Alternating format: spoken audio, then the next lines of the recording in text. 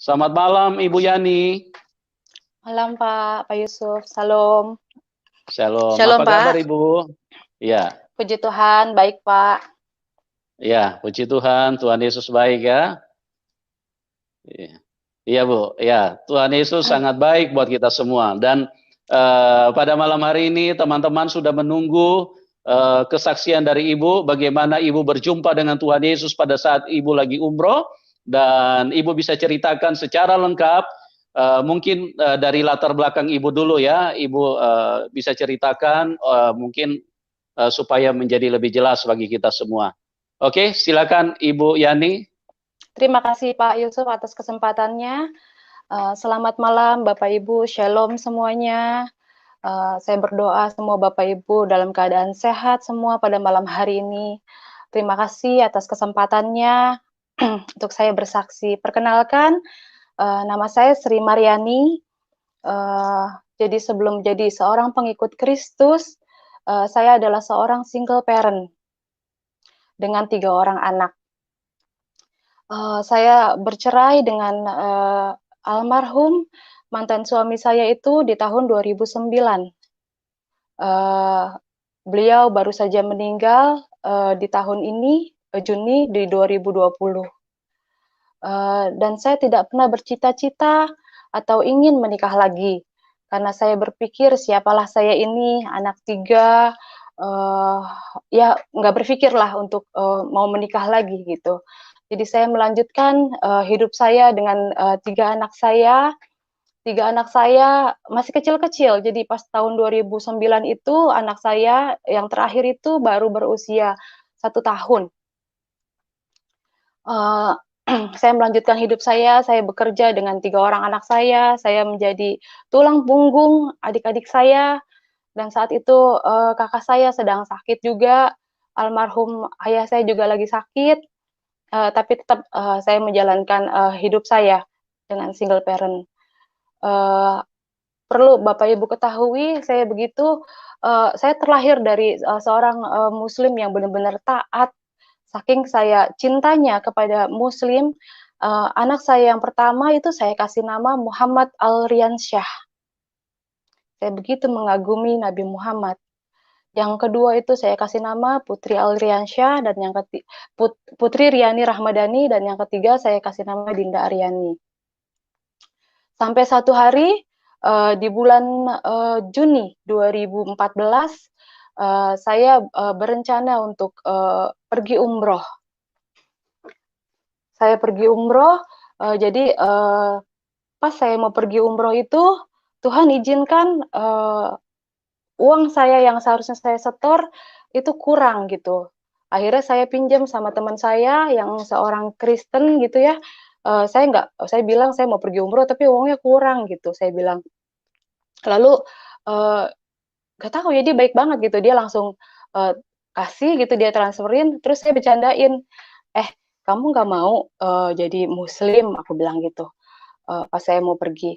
Lalu dia bilang, kamu pergi, kamu berdoa di sana, kamu cari kebenaran. Kalau untuk menjadi seorang Muslim, itu tidak mungkin. Karena saya terlalu cinta Yesus, kata dia gitu. Lalu mungkin dia saat itu ngomong biasa aja nyampeinnya ke saya, tapi di hati saya itu kayak tertancap gitu. Tapi saya abaikan saja gitu loh. Jadi Juni itu saya tetap pergi umroh, lalu saya pergi umroh, sampai di sana di hari pertama biasa kita menjalankan rutinitas ibadah, hari kedua, hari ketiga, dan di hari yang keempat, Bapak Ibu, saya itu hotelnya di Grand Zamzam. Grand Zamzam itu di Mekah, jadi dia itu connecting dengan Mekah, dengan Ka'bah.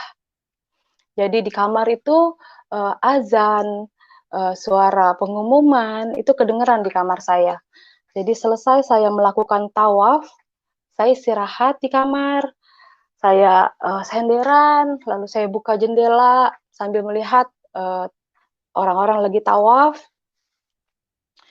Lalu entah apa, saya juga nggak ngerti itu Roh Kudus atau apa, saya nggak ngerti sama sekali. Tapi nggak kenceng, nggak kecil, tapi jelas. Suara itu seperti, kamu lihat, manusia maaf sedang melakukan kesia-siaan, memutar batu hitam. Saya ketakutan kan dengar suara itu. Apa iya? Ini suara apa? Masa pengumuman di kamar saya pengumumannya aneh gitu loh. Itu tapi jelas sekali gitu di telinga saya, Bapak Ibu. Saya abaikan, tapi hati saya sudah mulai guncang, sudah mulai galau. Karena saking saya penasarannya, saya turun lagi.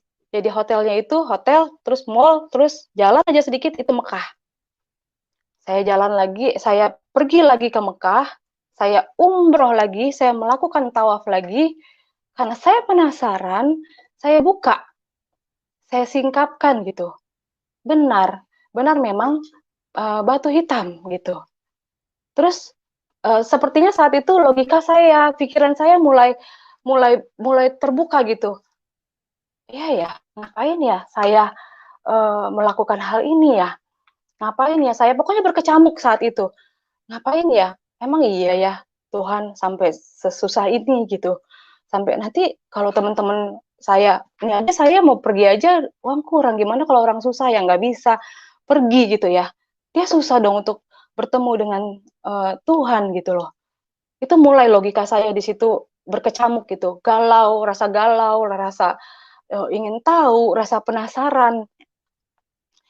Tapi kan pergi umroh itu 14 hari, itu baru hari keempat. Saya sudah galau, sudah bimbang gitu. Tapi tetap saya melakukan dan menyelesaikannya dengan ya sudah gitu, dengan kegalauan itu.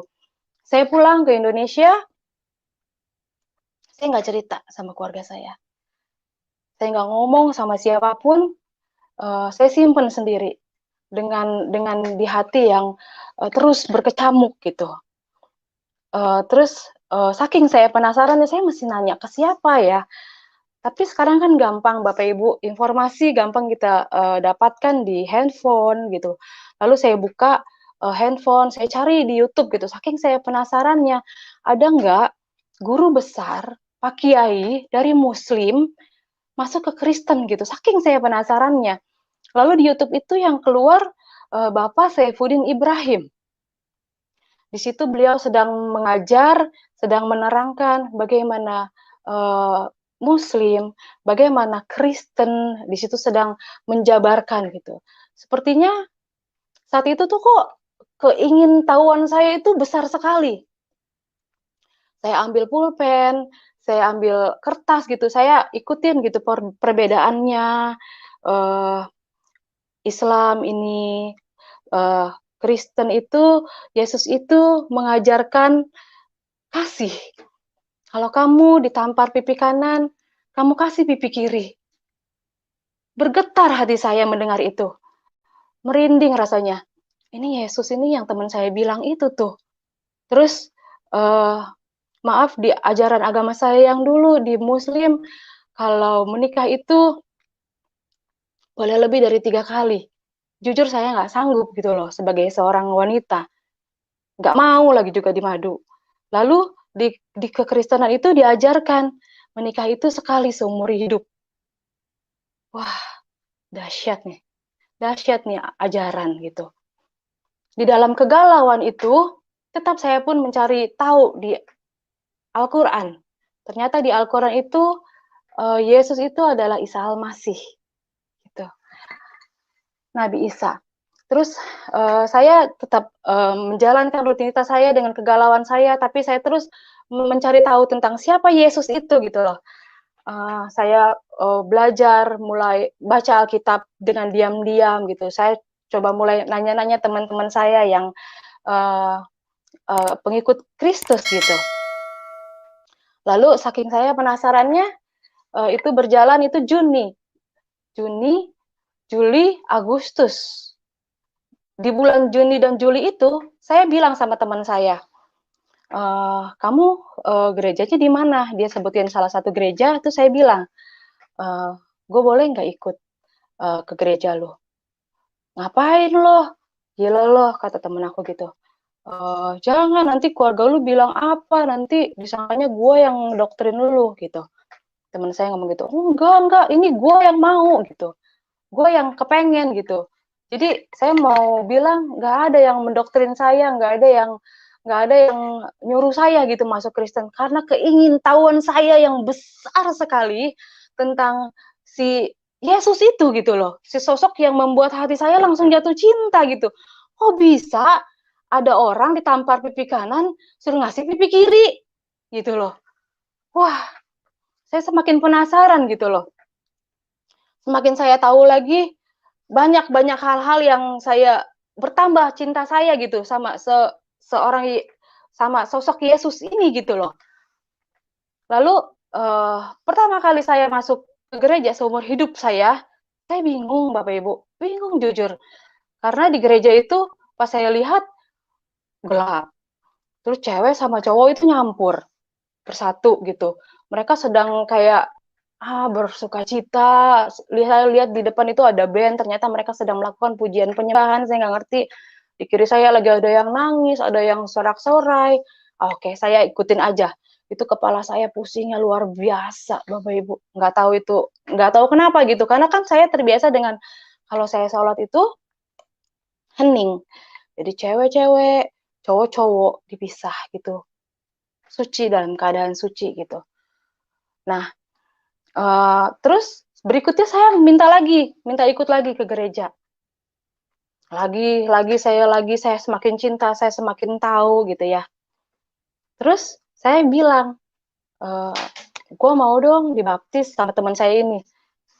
Dan dia pun bilang, gila lu, jangan lu, anak guru besar lu, anak Pak Ustadz minta dibaptis. Gak mau gue, anak Kori. Bapak saya Kori, Bapak Ibu almarhum. Kori itu guru ngaji. Terus enggak, gue sendiri yang mau, gak apa-apa. Dia nggak mau nolongin saya. Ya udah saya cari sendiri aja, Bapak Ibu, bener-bener saya cari sendiri. Saya dapetin salah satu gereja, terus saya bilang saya mau daftar sendiri ke ininya, ke resepsionisnya, terus akhirnya dijadwalin kita untuk dibaptis. Tanggal 27 September saya dibaptis, Bapak Ibu, 2014. Hari Minggu. Saya dibaptis, saya dikasih nama Naomi. Terus saya bilang sama teman saya, kok dikasih nama Naomi? Siapa Naomi? Saya kan baca kitab belum sampai tuh ke sana. Terus kata teman saya bilang, lu baca di Rut. Terus di sana ada tentang kisah Naomi. Aku baca tentang Naomi. Oh, hati saya sedih ya. Hati gue sedih banget nih. Kenapa ya? Kasian banget ya Naomi. Lakinya meninggal, anaknya meninggal 2. Dia hidup sama anak-anak dari istrinya gitu loh. Terus itu hari Minggu. Jadi salah satu teman saya yang suka cita, saya dibaptis, upload foto saya ke Facebook. Keluarga besar saya lihat. Lalu hari Senin, saya lagi kerja di Jakarta, saya ditelepon sama mbak di rumah, mengabarkan bahwa anak-anak diambil paksa sama ayahnya, sama mantan suami saya. Waktu itu kan memang belum meninggal. Waduh, itu karena dia denger gitu. Mereka takut anak-anak saya didoktrin gitu loh. Jujur, saat itu saya kacau banget gitu, saya sedih banget gitu. Karena saya kerja itu ya buat anak gitu loh. Buat anak, tiga-tiga buat keluarga. Buat orang tua saya, buat adik-adik saya gitu. Tuhan, kenapa Tuhan? Kok malah begini, malah diambil anak-anak saya gitu loh. Kan kalau orang udah divorce itu ya udah nggak ada hubungan sebenarnya gitu loh. Anak-anak saya masih kecil, lagi sekolah diambil gitu. Ngambilnya juga ngebohongin, bilangnya neneknya sakit gitu. Ternyata dia tahu gitu. Terus saya mau marah, kayaknya mau memakai kekuatan saya sendiri gitu loh. Aduh, apa panggil pengacara ya? Apa panggil polisi ya? Tapi teman saya bilang, jangan, kamu duduk aja, kamu diem, kamu bersujud di kaki Tuhan. kamu doa, biarkan Tuhan yang bekerja untukmu. Biarkan Tuhan yang berperang untukmu. Kamu nggak boleh marah. Jujur, saat itu saya tuh masih anak baru gitu loh. Menjadi seorang pengikut Kristus yang baru. Nggak bisa, gue kerja tuh buat anak. Anak gue nggak ada, gimana rasanya gitu. Tapi ya, benar-benar saya mau taat. Saya mau, ya udah deh, iya deh, taat deh gitu. Terus 3 bulan berselang dengan kegalauan, dengan kesedihan yang ada, saya melanjutkan hidup saya tanpa anak-anak saya, nggak ada komunikasi sama sekali. 3 bulan Bapak Ibu, benar-benar di hari dan jam yang sama, itu 3 bulan, yang Muhammad Al-Riansyah, ternyata di pesantren yang nggak layak, dan putri Muhammad Al-Riansyah itu kabur di hari dan jam yang sama setelah 3 bulan. Itu Muhammad Al-Riansyah kabur dari pesantren, terus si putri juga, yang anak kedua itu kabur dari rumah mantan suami saya karena katanya dianiaya sama istri dari mantan suami saya itu gitu. Di hari dan jam yang sama Bapak Ibu. Anak kecil saat itu nggak pegang handphone, nggak bisa janjian. Itu kalau bukan Tuhan Yesus yang menunjukkan kekuasaannya, menunjukkan ke Naomi, kamu nggak salah, pilih aku, Naomi ini aku bela kamu saat itu. Aku melihat Tuhan bela saya saat itu, benar-benar. Terus akhirnya saya dihubungin sama adik saya karena memang pesantrennya itu dekat rumah dengan ibu saya, dan si putri itu rumahnya cuma beda 3 rumah dari rumah ibu saya, gitu. Terus adik saya itu telepon saya, bilang, ini si Putri sama si Rian kabur nih, lu cepetan deh ke sini gitu. Buru-buru saya jemput anak saya gitu, saya senang banget gitu. Sampai saya bilang, aduh Tuhan kenapa ini? Aku bilang, sampai anak ditelantarin kayak gini gitu. Jadi kayak mantan suami tuh cuman kayak mau nyakitin hati saya gitu loh. Saya berpikirnya saat itu, tapi saya ya udahlah, anak-anak udah balik itu kabur. Akhirnya saya melanjutkan hidup saya didik anak-anak saya, benar-benar kita dia ikut saya ibadah, anak-anak saya tiga-tiganya. Lalu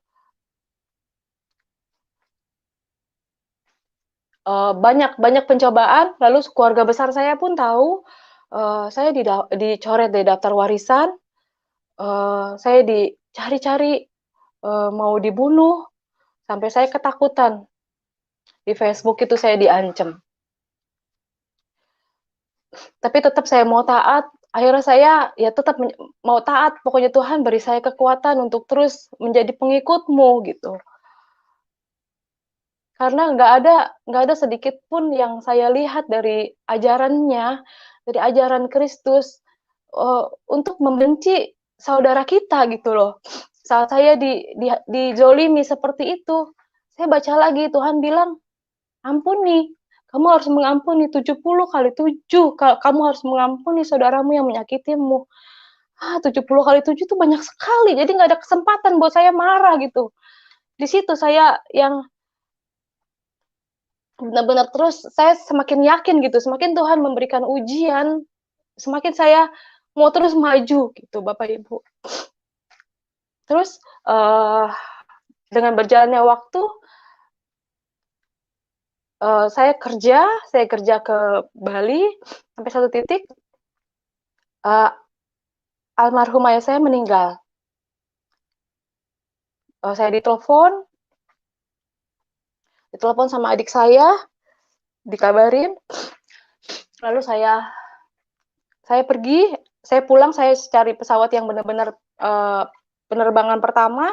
Sampai saya di Jakarta, saya ditelepon sama ibu saya, Neng, maaf, nggak bisa, Neng kesini nggak bisa, nggak boleh, kita udah berembuk, keluarga besar udah memutuskan, Neng ini nggak boleh datang ke sini untuk melihat yang terakhir kali wajah Baba gitu. Saya orang Betawi jadi manggilnya Baba.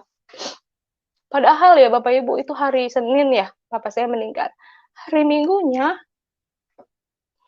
itu bapak saya itu telepon gitu. Nggak tahu, kalau saya tahu, mungkin saya pulang saat itu, saya nggak tahu. Dia telepon, dia bilang, "Neng, terima kasih untuk semuanya, Baba minta apa aja Neng kasih. Terima kasih buat semuanya, udah ngurusin Baba sampai sekarang." Dia bilang, "Maafin Baba banyak ngerepotin Neng," kata dia. Aku bilang, "Kenapa Baba ngomong kayak gitu? Saya nggak tahu tuh Bapak Ibu, Bapak saya sebenarnya mau meninggal." Saya pulang dari gereja itu hari Senin. Bapak saya telepon, dan katanya teleponnya juga ngumpet-ngumpet dari ibu saya. Saya bilang, "Ya udah Bu, kalau Yani nggak boleh lihat Baba untuk yang terakhir kalinya, gak apa-apa." Bilang, "Tapi urusin di hari yang terakhir ya Baba, kasih yang terbaik. Urusin pemakaman Baba, benar-benar yang terbaik. Gak apa-apa ya nih, ikhlas Yani nggak ngeliat wajah Baba untuk yang terakhir kalinya." Saya nggak bisa marah Bapak Ibu saat itu, benar-benar saya nggak bisa marah. Tuhan kasih kekuatan buat saya untuk terus mengasihi mereka. Kalau saya pakai kedagingan saya salah apa? Untuk melihat wajah bapak saya yang terakhir kali, masa saya nggak boleh gitu. Saya bilang, ya udah, akhirnya saya transfer uang, karena kan memang saya tulang punggung keluarga ya Bapak Ibu. Saya transfer uang untuk pemakaman Baba, mereka terima, tapi saya tetap nggak boleh datang. Ya udah, saya tetap berdoa, saya pulang ke rumah saya istirahat, saya berdoa. Sudah, terus saya tetap melanjutkan hidup saya tetap bergereja, saya tetap melakukan ibadah saya, sambil bekerja, sambil ngurus anak-anak saya. Saya fokus, saya lagi kerja juga di Bali. Tiba-tiba saya terima telepon lagi dari Mbak di rumah. Jadi kalau saya di Bali itu anak-anak saya tinggal di rumah. Anak saya tiga-tiganya diambil paksa lagi sama mantan suami saya. Dan itu sampai detik ini. Jadi saya pikir benar-benar diambil paksa, mereka sampai katanya disyariatin, dikasih air biar mereka lupa sama mamahnya. Anak-anak saat itu telepon, "Ma, Dina mau pulang, Dina nggak mau di sini." Gitu. Sampai saya juga bingung gitu loh, kenapa kok ini dikasih lagi ya Tuhan ya gitu. Malah udah enak, anak-anak udah pelayanan, udah sekolah di sekolah yang layak menurut saya gitu loh. Ada pengajaran tentang Isa Al-Masihnya gitu. Ya mungkin mereka nggak seneng gitu kali ya. Terus ya udah, saya nggak bisa marah dan nggak berbuat apa-apa gitu loh Bapak Ibu. Terus saya pikir kan almarhum ini baru meninggal kemarin ya, Juni 2020. Oh, ayahnya udah meninggal, anak-anak bisa nih ya balik gitu. Saya pikir seperti itu. Tapi lagi-lagi Tuhan mengizinkan pencobaan ini ada gitu untuk saya. Jadi ibu kandung saya sendiri yang bilang, kalau ayahnya meninggal, jangan harap anak-anak bisa balik ke kamu, kata ibu saya gitu. Itu yang menyampaikan mantan istrinya waktu saya ketemu untuk merayakan hari ulang tahun anak saya, Muhammad Alriansa. Itu pun saya datang cuma 5 menit ke pesantrennya. Terus sampai ada satu hari saya mau cerita, saya ada kesempatan bertemu untuk sama Dinda, anak saya itu. Dia bercerita, dia bilang, mama, nenek waktu itu ke Pak Ustadz, Pak Kiai. Dia bilang, ngapain dah? Aku bilang, iya, mau doain mama biar mama masuk ke Islam lagi. Tahu nggak mah, Pak Ustadznya kan nanya mana foto mama. Terus nenek kasih lihat foto mama. Terus diliatin kan fotonya. Lalu Pak Ustadznya bilang ke ibu saya, Dia bilang, "Anak ibu udah nggak bisa didoain. Nih, ibu lihat di dahinya ada salib." Dan itu yang melihat bukan ibu saya aja, di situ ada anak saya Dinda, lalu ada, kalau orang Betawi bilang encing ya, encing saya juga lihat gitu, 4 orang yang lihat Dinda cerita. Saya yakin banget Tuhan memang jaga gitu, jaga saya dan melindungi saya sampai sampai segitunya gitu. Itu aja sih yang saya mau sampaikan kesaksian saya, jadi mungkin, sampai sampai sekarang pun, saya masih banyak belajar, tapi saya tetap satu hal yang saya mau sampaikan, tetap jadi orang baik, tetap jangan tetap jangan, marah apapun yang kita hadapi, tetap setia sama, Tuhan Yesus apapun yang kita hadapin saat ini, karena Dia selalu ada untuk kita, selalu ada untuk bela kita gitu. Karena saya melihat tidak ada yang salah dari pengajarannya, dari kasih-Nya yang begitu besar pada kita gitu. Itu aja. Terima kasih Bapak Ibu, Tuhan Yesus memberkati. Makasih Iya, Pak puji Yusuf. Tuhan, kesaksian yang luar biasa. Iya, terima kasih Ibu Yani, bagaimana Tuhan Yesus, Tuhan yang begitu mengasihi setiap manusia dan telah menunjukkan dirinya kepada seorang Ibu Yani, dan Tuhan Yesus bukan hanya menunjukkan dirinya, tapi Tuhan Yesus menyatakan kepribadiannya sehingga Ibu Yani begitu terinspirasi, dan saat ini beliau mengikut Tuhan Yesus dengan setia, dan apa yang dilakukan oleh Ibu Yani itu adalah merupakan representasi dari kuasa Tuhan, karena sebelumnya Ibu Yani sudah menyatakan bahwa dia juga adalah orang yang gampang emosi, tetapi pada saat Roh Kudus yang mengendalikan Ibu Yani, sehingga kepribadiannya hanya ingin terus mengasihi kepada siapapun. Bahkan kita sudah mendengar tadi saat orang tuanya meninggal pun dia tidak diizinkan datang karena hanya dengan dasar perbedaan keyakinan, ya, sesuatu yang memang ya cukup disayangkan, ya, cukup menyedihkan juga, karena apa, masa anak sendiri kok tidak diizinkan untuk menengok pada saat ayahnya sudah meninggal. Dan inilah yang jadi, tetapi kita melihat bagaimana kasih Tuhan yang begitu besar, yang terus mengajarkan untuk hidup di dalam kasih dan melepaskan pengampunan, menganggap bahwa segala sesuatu, bahwa kita terus harus mengasihi siapapun, manusia-manusia yang ada di sekitar kita. Itulah Tuhan yang nyata, Tuhan yang real, Tuhan yang bukan halusinasi, bukan ilusi. Dia adalah Tuhan yang memang benar-benar impartasi masuk di dalam hidup kita. Sehingga perasaannya, pikirannya, kasihnya, itu perlahan-lahan mulai tumbuh di dalam hidup kita, mulai muncul.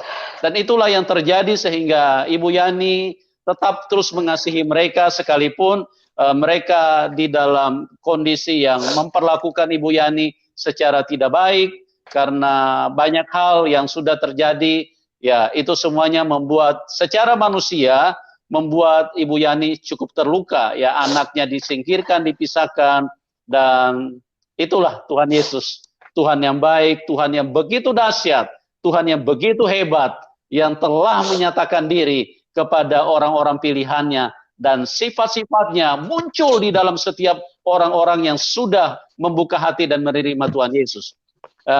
Ada beberapa komentar bahwa Ibu Yani punya foto di layar YouTube itu adalah sebuah settingan. Tidak, saudaraku, itu bukan settingan, ya. Anda jangan terlalu membiarkan dirimu dikuasai setan pikiranmu, jangan membiarkan pikiranmu dikuasai setan. Tidak ada settingan. Saya akan buktikan, karena pada malam hari ini kita akan tampilkan foto-foto Ibu Yani pada saat dia lagi umroh, ya, supaya menjadi jelas sama kita semua, di dalam siaran kesaksian ini tidak ada settingan, teman-teman, ya. Ini benar-benar sebuah realita karya Tuhan Yesus. Dan apa untungnya kami berbohong, menampilkan kesaksian-kesaksian bohong? Pertanggungjawabannya bukan kepada manusia, bukan kepada Anda yang menonton. Pertanggungjawaban kami kepada Tuhan yang Maha Kuasa, Tuhan yang Maha Baik, Tuhan yang Maha Kudus. Kami tidak akan berani. Ngapain? Tidak ada untungnya, itu merugikan kami. Ya, Anda mungkin senang mendengarnya, Anda mungkin senang menyaksikannya, tapi kami berurusan dengan Tuhan. Kalau kami menghadirkan kesaksian yang palsu, maka kami adalah orang yang paling berdosa dan kami adalah orang yang dimurkai Tuhan. Ya, kita lihat ini foto-fotonya supaya Anda menjadi jelas ya, pikiran-pikiran yang kotor yang menuduh bahwa ini foto-foto settingan ya, supaya bertobatlah. Artinya bisa apa? Bisa menjadi cerah. Oke, kita lihat ini. Ini pada saat di Medina. Ya, Mbak Yani mungkin bisa diperbesar sedikit. Betul, itu di diperbesar Madinah. Sedikit biar supaya lebih jelas gitu loh. Ah, ini loh. Ya, jadi wajah yang sama dari Ibu Yani yang bersaksi pada malam hari ini, inilah orangnya, ya. Ini pada saat di Medina. Oke, teman-teman jelas ya. Jadi ini tidak ada settingan, foto yang di layar YouTube itu adalah foto yang sebenarnya. Oke, kita lihat foto yang lain lagi. Ya. Ya, ini sudah jelas. Oke. Sama ya mukanya ya, teman-teman ya. Kalau Anda mau foto, mau simpan juga boleh gitu loh. Tapi jangan di ini, jangan di apa? Disalahgunakan. Oke. Oke, kita lihat lagi foto selanjutnya supaya kita jadi jelas ya bahwa apa tidak ada rekayasa sama sekali. Oke. Nah, ini juga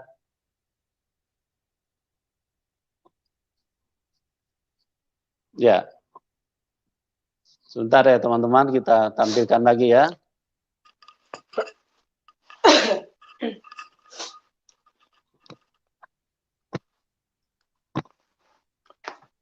Oke, ini foto juga masih di tempat yang sama di Madinah. Ya, ini waktu umroh tahun 2014 ya, Bu Yani. Ya. Betul, Pak. 2014 ya. Oke. Ya, ini waktu ya ini bersama dengan suami yang sekarang ya. Betul. Ya. Oke, jelas ya. Ini waktu suami yang sekarang itu masih menggunakan hijab ya. Jadi sebelum berangkat itu Ibu Yani masih kekeh, masih sangat kuat di dalam keislaman. Tapi itulah kuasa Tuhan yang terjadi di dalam kehidupan Ibu Yani. Ya, jadi Anda yang masih membantah, Anda yang masih meragukan, ya mungkin perlu di-scan dulu pikiranmu supaya lebih jernih ya. Karena foto-foto ini tidak bisa dibantah, itu adalah latar belakang daripada Ibu Yani. Ya, jadi foto bersama suami yang sekarang pun itu masih menggunakan hijab pada waktu itu.